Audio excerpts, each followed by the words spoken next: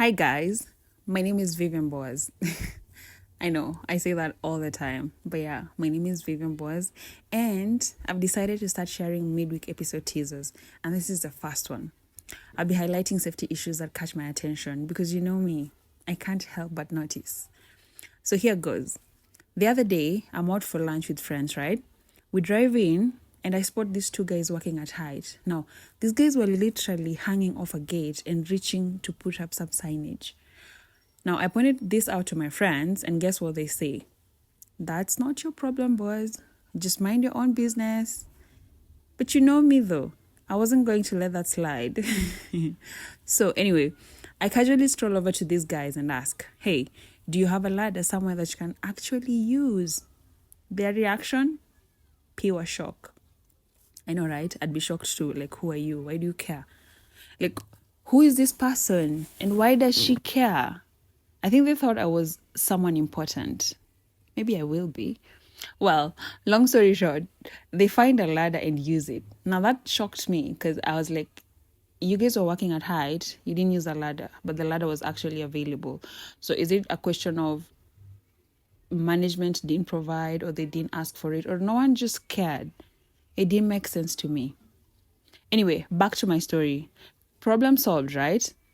I call that community safety, taking responsibility for a stranger's well-being and treating the children of others as if they were your own. Speaking of which, this reminds me of a book that my good friend Ken gifted me while I was in Cape Town. And allow me to read this out to you guys. Now, this is page 29. It goes, Pops, I need your advice. Adrian said, leaving an urgent voicemail. Can you let me know when we can chat? Of all the people he knew, his father-in-law probably had the solution he desperately needed. Now retired and living in the Cape, he had extensive experience in labor relations, employee and senior management issues, having worked in the manufacturing industry for many years. On more than one occasion, they had discussed Adrian's management role and opportunities. He distinctly remembered hearing his father-in-law's quote, "Management is not leadership. Management is an appointment. Leadership is a decision. Leadership is like parenting." Now, Adrian had granted an acknowledgement, but didn't really understand. And managers, leaders, parenting?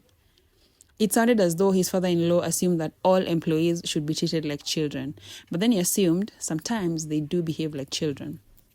Some weeks later, Nadia and Adrian had on their way to a friend's home. They passed a small townhouse development similar to theirs.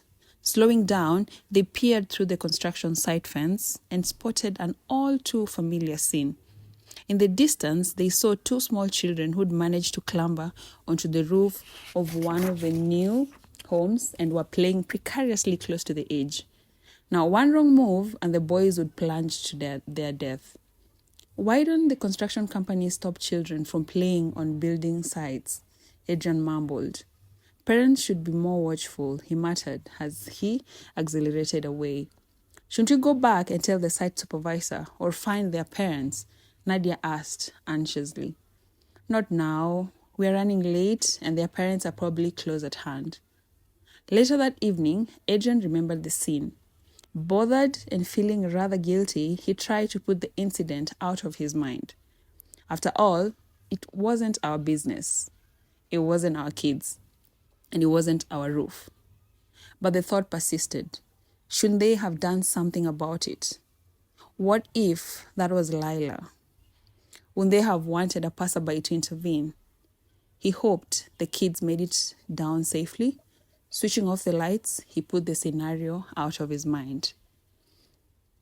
Now, Ken goes ahead to give 1-minute leadership lessons from that story. And one of the things that he mentions, he gives 5 1-minute leadership lessons. One of them is find and listen to a seasoned leadership mentor. Number 2, treat the children of others as if they were your own. Number 3, involve yourself in community, health, and safety. Number 4, be bold. Take responsibility for the stranger's well-being. And the last one, he concludes by saying, Leaders listen to their partners. Thank you very much. Stay tuned for more stories in the next midweek teaser. I'll see you then. Bye.